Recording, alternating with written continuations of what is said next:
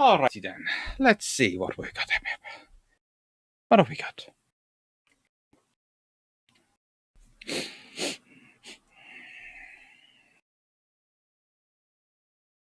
Hello, and welcome to Naval History Live Long Patrols, which are the pre-recorded videos. Now,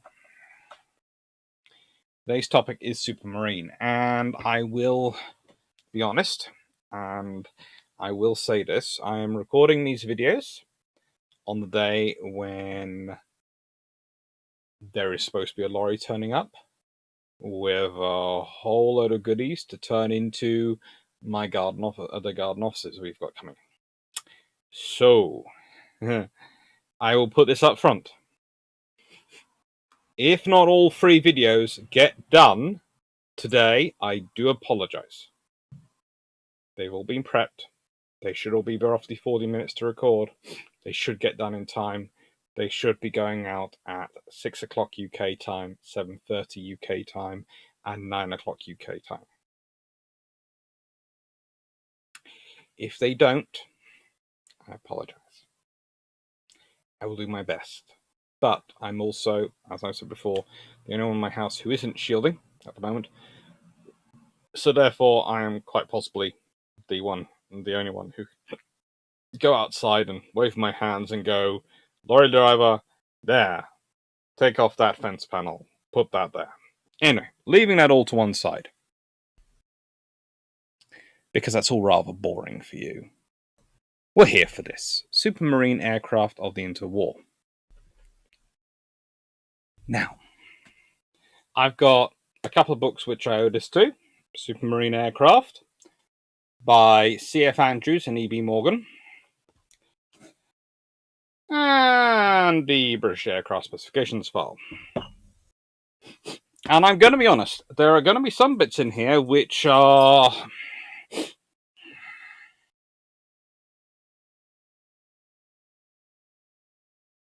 history which is more the bilge pump style history than necessary normally what the level which I would aim for in the YouTube channel. And what do I mean by that? Well, normally I ascribe the same rule, unless I state otherwise, that I apply when writing. If I'm writing a history text, I need to have a firm source which says exactly that. However, when I'm doing the videos, and often in bilge pumps, we will air hunches. In that there is history where I cannot point to a smoking gun. I cannot point to a firm document and go, that definitely happened. All I can do, all that survives, is the documents around it, and the likely conversations around it, and the likely discussions around it. And all I can do, therefore, is go, this is my gut instinct. This is what I think. I can't write that in a book, because that would be wrong of me to write in, unless I did put a massive preface in front of it. This section is entirely my gut instinct. I cannot prove this one way or another. This is my theory based on this other evidence, but it's all circumstantial and it's all me putting it together. But the thing is, this includes this, especially part 3 of this series, includes subjects which we have brushed on before, topics we have discussed before, and therefore it'd be churlish of me not to mention them again.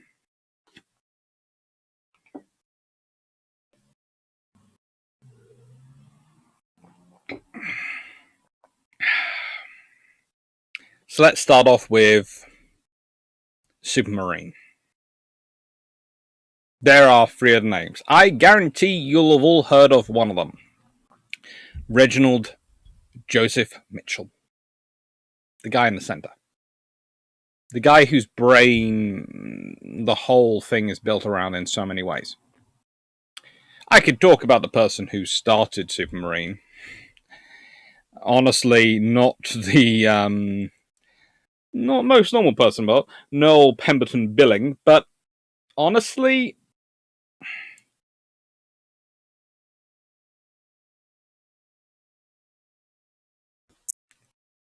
he is more of a caricature.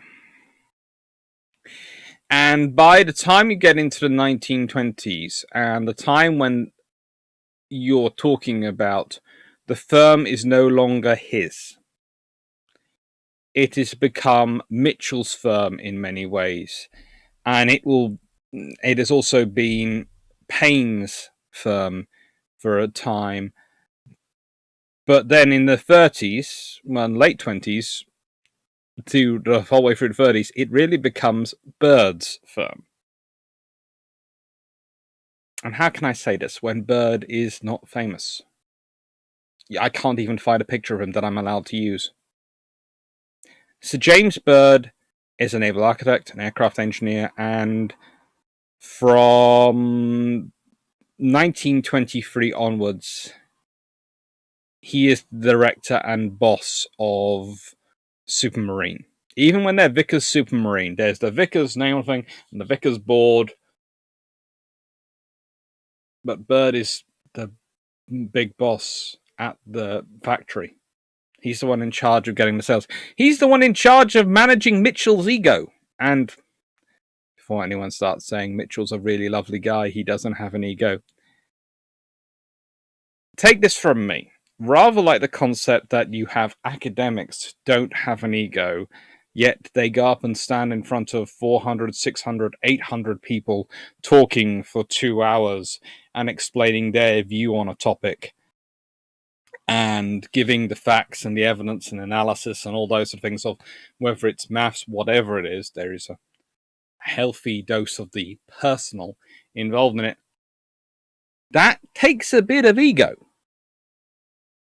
It might not be the flashy, in your face ego which we associate with that phrase, but it does take a bit of ego. And when Barnes Wallis showed up and occupied Mitchell's office while he was away at Christmas, it was Bird who had to deal with the issues that it caused and had to basically explain to the board of Vickers that they were going to lose Mitchell, who would quite happily go away and not work for 10 years, rather than have Barnes Wallis come and kick him out of his office. And all you've done is send Barnes Wallis down here because you want to run things more efficiently. Eventually, a guy called McLean is sent in to run it more efficiently, and he does a lot of practices. But again, his job is mainly to run the engineering efficiently. Not the design teams, not anything else. Make sure the production lines are working efficiently. He does a lot of other stuff as well, and he's a very bright engineer.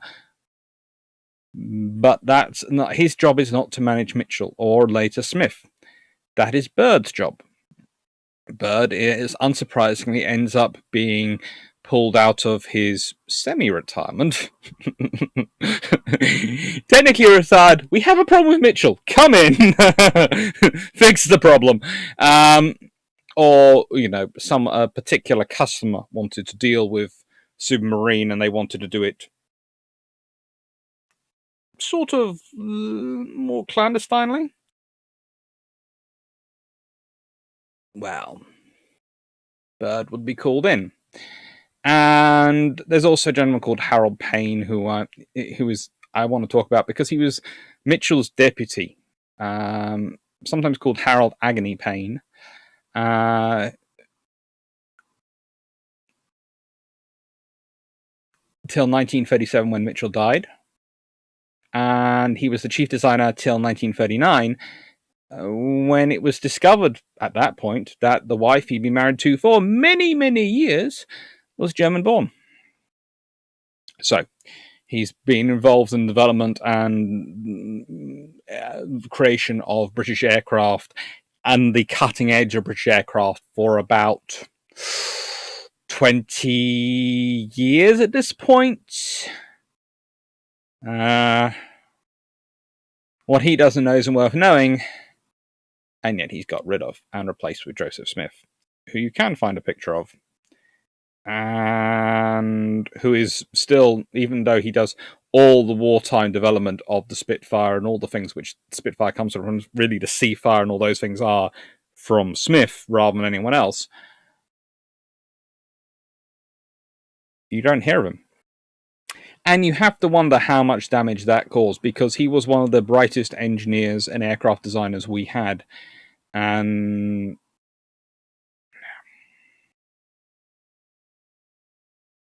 I haven't looked into what happens to him after he gets fired from Supemarine, but I can't imagine it was a good time for the early part of the war, at least. Hopefully some sense got prevailed. So let's start talking about the persons who we've got pictures of. We've got Hubert Scott Payne. He originally worked for Naval Pemberton Billing, dealing in yachts.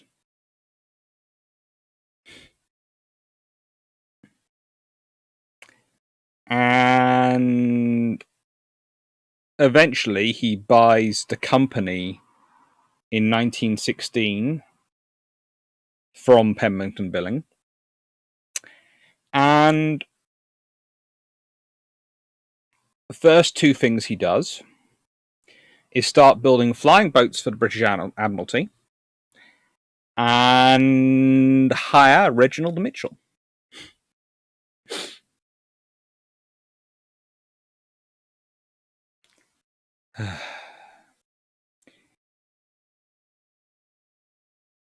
He does all sorts of things in his life, and he is a really interesting character.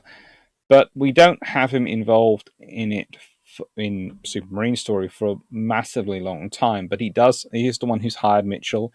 He is also the one who brings Byrd into the company. And one of the more interesting things is that he designs PT motor torpedo boats and PT boats. And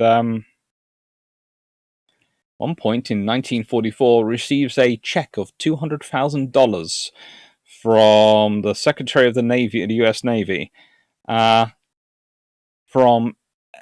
Elco, and it was brokered by legal teams because there might have been a snafu about them maybe using patents without permission. But none of that's official.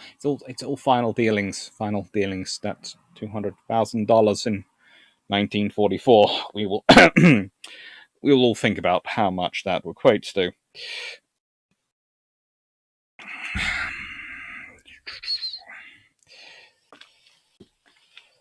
And then we have R.J. Mitchell, who designed 24 aircraft between 1920 and 1936. Vast majority of them were flying boats and racing seaplanes, but also there were light aircraft, fighters, and bombers. Did have a very interesting heavy bomber design. Very interesting.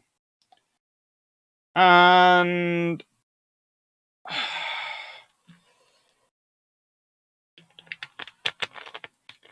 it's rather interesting in that there is all sorts of ideas about who he was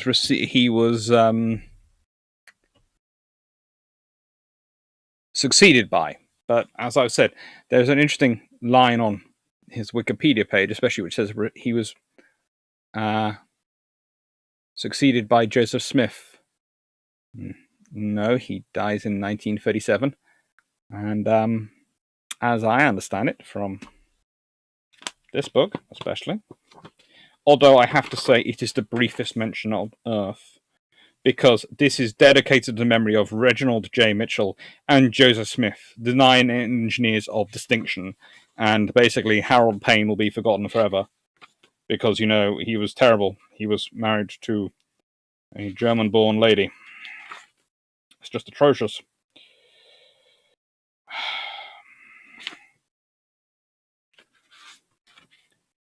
I find it interesting that there is no picture of Byrd in here. There is no picture of half the critical people in here.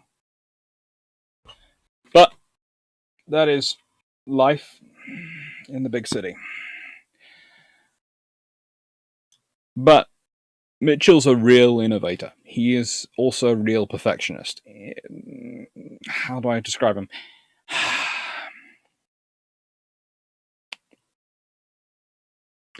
Okay.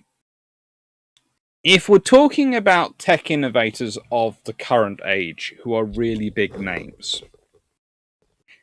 there are a few who are described as perfectionists, but they have a reputation for being a nice person. He's one of those. So he's...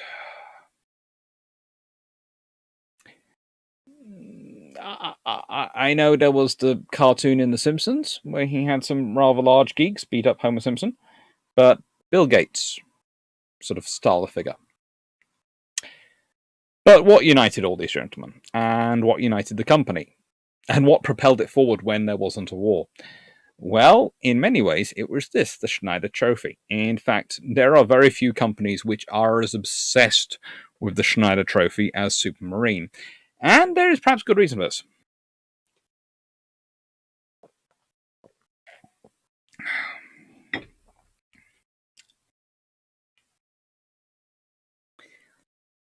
We'll get into that in a second. But the background to the Schneider Trophy, what it is well, it's a nice competition.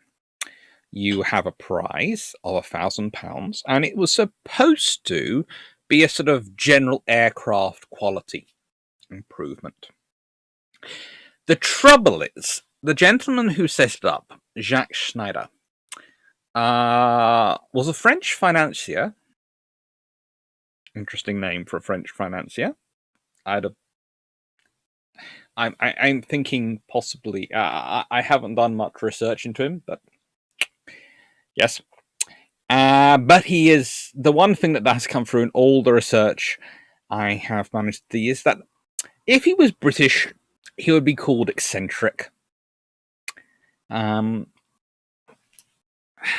like academics are just called nutty or fruity, depending on their particular penchant.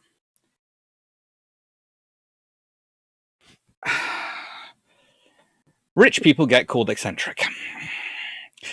And he sets up a prize of £1,000, or well, it would be actually be 114,800 and something. 980 or 890. Something. It's very, very close to 115,000.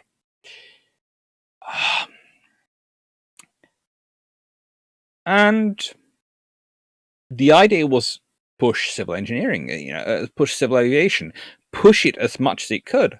But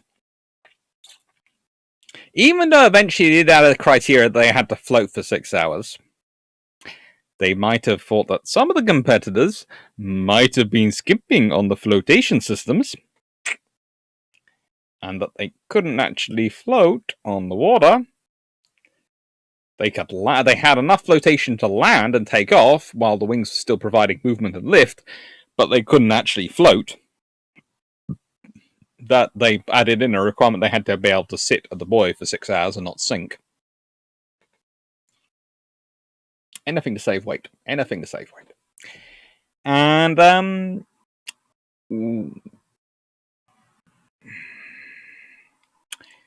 basically it turned into a race.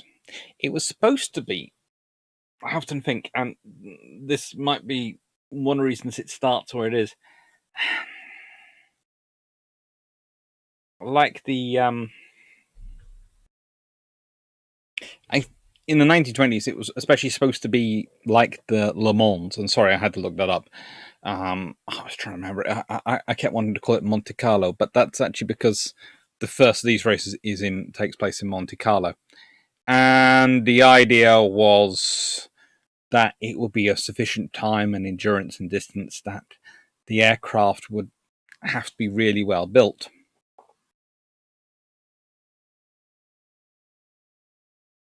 Trouble is, it turns into a speed trial. It does, because that's what it's going to do. And there are all sorts of fun issues. Like, some pilots have this view that you shouldn't pass others. You shouldn't overtake them. And it's unsportsmanlike to overtake anyone. Push as fast as you can, but you don't overtake.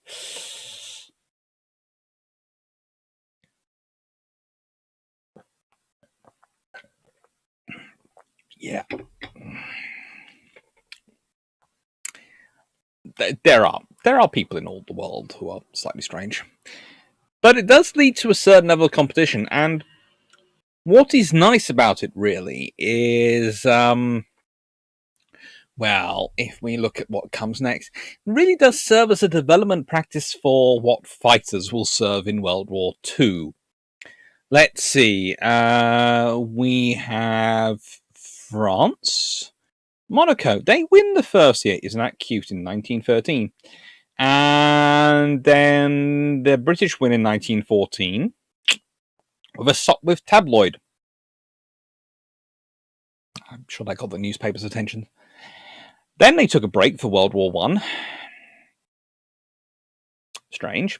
But it happens, wars, they get in the way of things.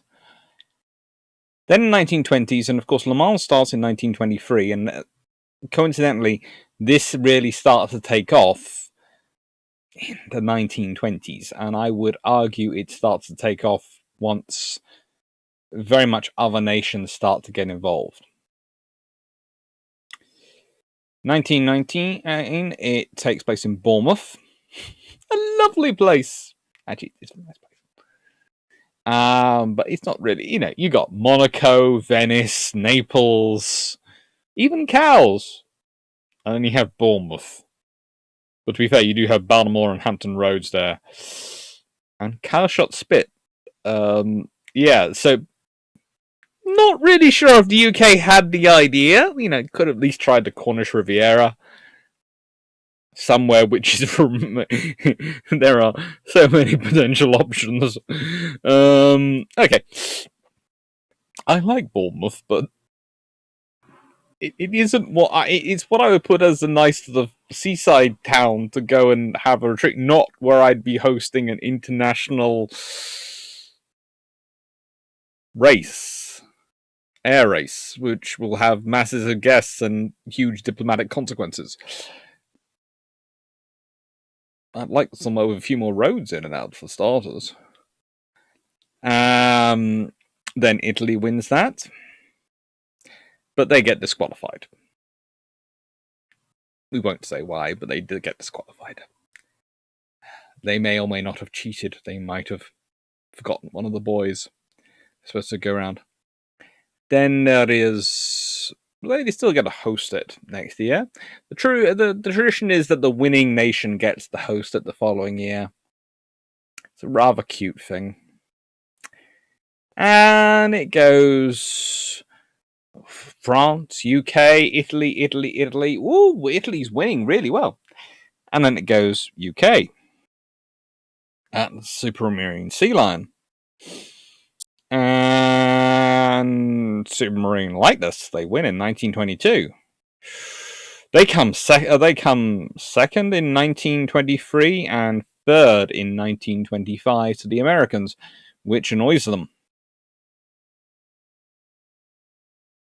And then the Italians, the Macchi M39, which has no relation to the World War II fighter, which is quite one of the better ones of the Italian Air Forces at all. A huge amount. But, hey ho. And after that, Supemarine are kind of annoyed with the world. And they get involved. And it goes Supemarine S5, S6, and S6B. 1927, 1929, and 1931. At which point they seem to stop having the competition. Or the various governments decide they don't want to have the competition. Which is why you can find the Schneider Trophy in the British Science Museum in South Kensington, where a very nice gentleman called Morio has taken out of it. What I like about this, and I have to admit I have nicked this data from various sources, is the average speed. Now, I had to find somewhere they were all put in a similar format, and I did. And it was basically, I found it by going to Wikipedia and looking where they found it from. It worked. So I used the trick I tell my students, don't use Wikipedia, go look at Wikipedia and use the sources in Wikipedia. You can't use Wikipedia because it's not got a listed author. You can use the sources listed in Wikipedia if they have got listed authors. You can reference that properly. So, what is really interesting to me is the speed increase. From 1913 to 1931, you've gone from, let's be nice, 46 miles an hour. In 1913, it's 45.71, but we'll say 46, be nice, to 340.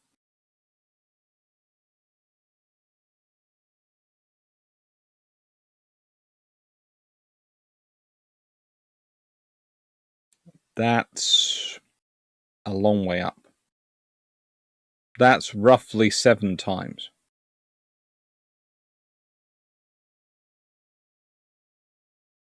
The speed has gone up 7 times over in 18 years.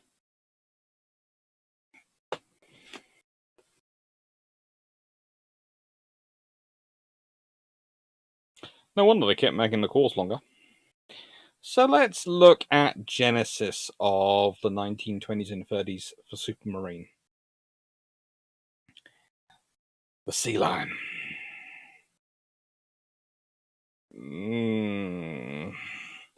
Okay, so here's the thing. I didn't include the aircraft this is based on in this because, well, there is part of me which feels bad about it. And I'm not sure how I really explain it other than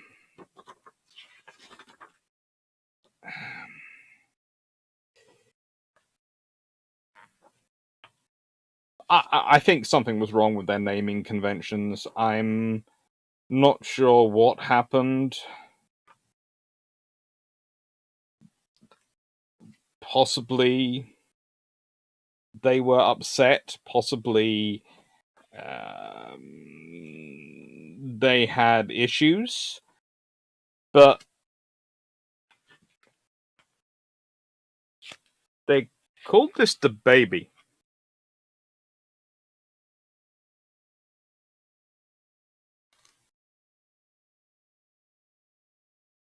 They called a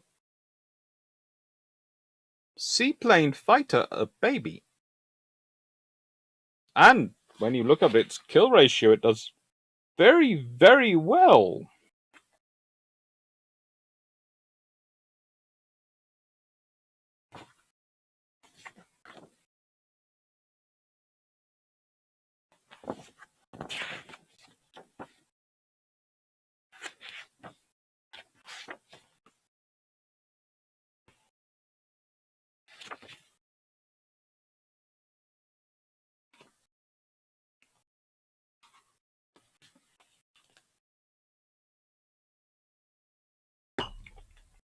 We'll leave it.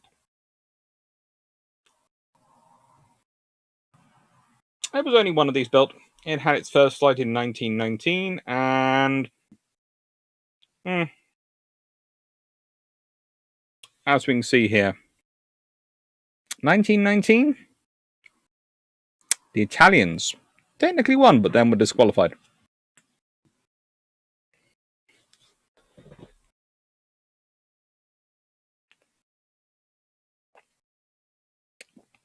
Crew 1, length about 8 meters, upper wingspan 11 meters, lower wingspan 8.6 meters, 35 meters squared, an empty weight of just under a ton. Well, a fair bit under a ton, 907 kilograms.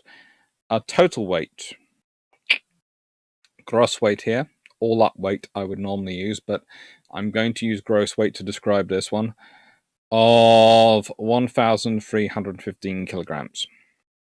And there's a reason I'm sticking the gross weight rather than all up weight, is because some of the aircraft are listed as all up weight, some of the aircraft are listed as gross weight, and therefore I have stuck with what they're listed as and what I can find for all of them. I can find for all of them gross weight. all up weight and gross weight should be the same. Should. They look the same figures, roughly. But if it's not actually called all up weight, there is sometimes a bit of a difference, so I don't want to risk it by putting in the wrong thing. And not in this first batch. In the following ones, they're all up weight. 4-bladed wooden fixed pitch propeller. Maximum speed 147 miles per hour. Endurance 2 hours and 30 minutes. Now, interesting enough, again, if we go back, we'll see that the winning aircraft of course, in 1919 is disqualified, but we know the winning aircraft in 1920 has an average speed of 107.2 miles an hour. So theoretically, that should have beaten it easily. Should have, in theory. Then we have the Seal.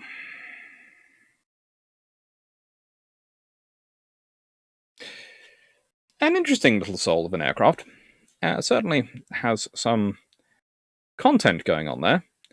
You notice again another flying boat. There is a theme developing with Supemarine at this point. Flying boats are it.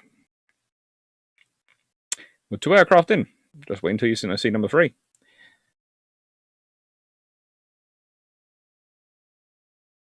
It had the ability to land, be designed to take off from shore stations or warships, and including land and take off from aircraft carriers. This was a very useful aircraft.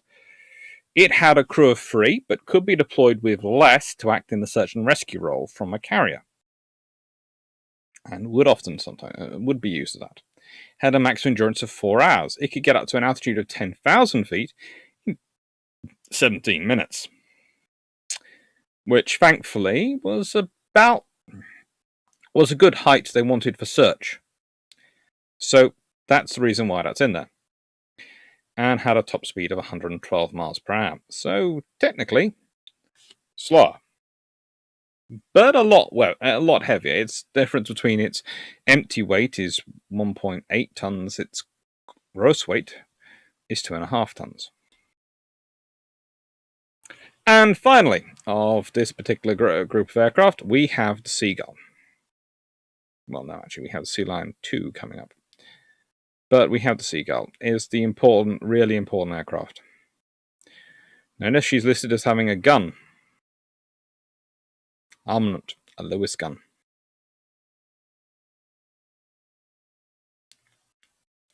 A Napier Lion 2B or W12 water-cooled piston engine with 492 horsepower. Maximum speed 98 miles an hour at 3,000 feet. 92 miles per hour at 6,500 feet. Endurance 4 hours and 30 minutes. Service ceiling 9,150 feet. Time to altitude 3,000 feet. It could get there in 7 minutes and 43 seconds. So here's the question. Why is the Seagull that measured to 3,000 feet and the Seal to 10,000 feet? Well, 10,000 feet was the Seal was the experimental version. Experimental aircraft. What it was testing and developing before it became this. This is the practical aircraft which was built to be employed, and it's what saved the company. 34 aircraft kept the company in the black. It kept the company going. It was critical. It cannot be underestimated how important it was to the maintaining of Supemarine, this aircraft. They were not making the sales of the likes of Blackburn or others. And in fact, they wouldn't have made this sale if it hadn't been for the Navy leaning on the Air Ministry. Because the Air Ministry rejects it. And the Navy goes, we could really use this in the Fleet Air Arm. And we're prepared to pay for it. So they get the order.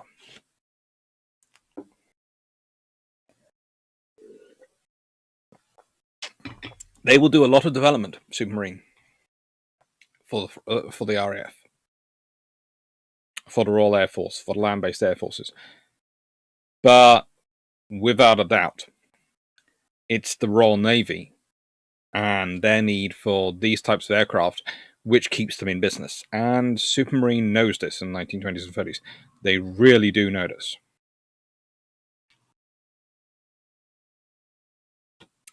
Why is 3,000 feet important? Because what's the ceiling? What's the altitude you do spotting from at this point? 3,000 feet. You can get there in 7 minutes and 43 seconds, under 8 minutes, from a launch. That's good.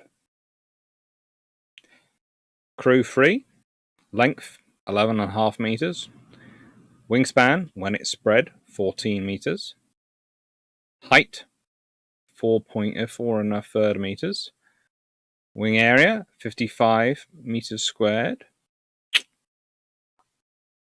Actually, slightly lighter in terms of empty weight, but slightly heavier in terms of gross weight. And now we have the Schneider cut entry, the other one, next one, the Sea Lion 2. And why does the Sea Lion 2 matter?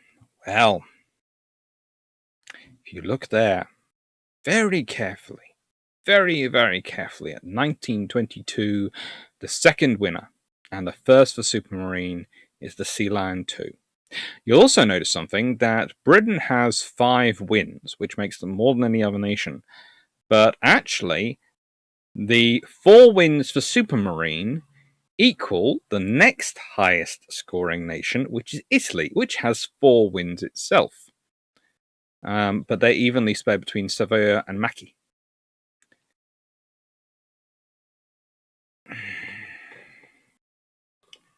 You know, not that I'm saying the British were particularly focused on it. The British government stopped paying for it at one point, and a very nice lady decided to, another lady, a person who'd be termed eccentric, a lady this time, very patriotic, donated £100,000 to the cause. And the orders, not quite come back with your propeller or on it, but fairly close. Nice lady.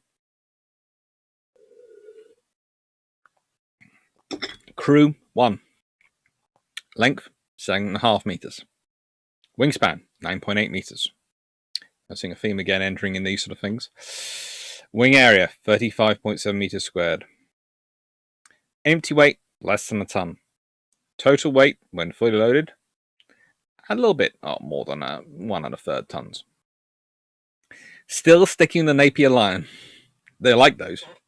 They're a good engine. Napier, not Rolls-Royce. Please note that. It's been Napier and Napier and Napier and Napier. In fact, every single one has been 1 Napier Lion. Oh. Maximum speed 160 miles per hour. Endurance 3 hours.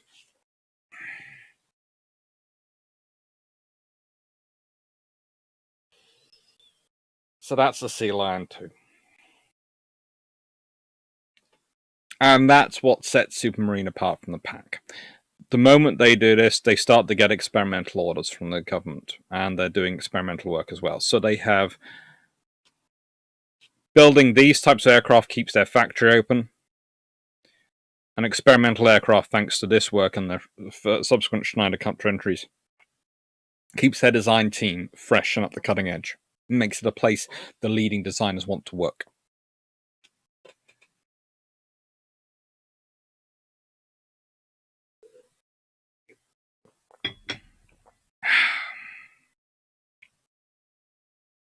Upcoming. So, today we have Long Patrol, Supemarine aircraft on 1920s and 1930s. But on Thursday, we have the Great White Fleet live, and on Sunday, we have Blue Ships 34. I doubt that'll be from my new office. seeing as it's currently in pallets. It's just started arriving, I think. The lorry's pulled up, yes. So, thank you very much, and I hope you enjoyed this.